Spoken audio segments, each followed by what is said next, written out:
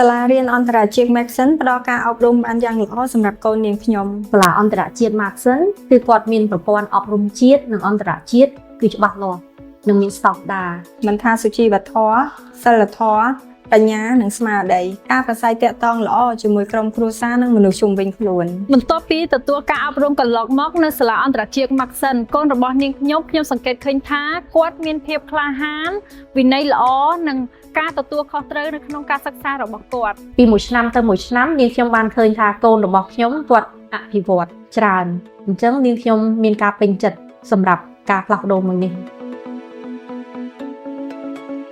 ខ្ញុំមានការពេញចិត្តជាខ្លាំងដែលសាលាមានកម្មវិធីសិក្សាល្អៗទាំងភាសាខ្មែរភាសាចិននិងភាសាអង់គ្លេសសាលារៀនតែងតែយកចិត្តទុកដាក់ទៅលើសិស្សគ្រប់កម្រិតមិនថាការសិក្សាស្រាវជ្រាវកីឡាវប្បធម៌សិល្បៈសីលធម៌និងវិទ្យាសាស្ត្រ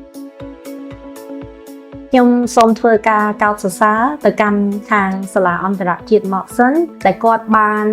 អភិវឌ្ឍខ្លួនពីមួយឆ្នាំទៅមួយឆ្នាំគាត់បានប្រឹងប្រែងបង្កើតនូវកម្មវិធីសិក្សាក៏ដូចជាផ្ដល់ការអប់រំទៅកាន់សិស្សយ៉ាងល្អក្នុងនាងខ្ញុំគឺជាអាណាព្យាបាលមួយរូបគឺចង់ឃើញកូនដែលបានសិក្សានៅសាលាអន្តរជាតិ Maxson ក្លាយជាធនធានដ៏សំខាន់ក្នុងការរួមចំណែកអភិវឌ្ឍប្រទេសជាតិឲ្យកាន់តែរីកចម្រើនចំណុចនេះនាងខ្ញុំពិតជាពេញចិត្តក្នុងការអភិវឌ្ឍខ្លួនរបស់សាលាដោយសារការអភិវឌ្ឍនេះគឺជាប្រយោជន៍ដើម្បីសម្រាប់សិស្សផងនិងសម្រាប់សាលាផ្ទាល់ផងដែរ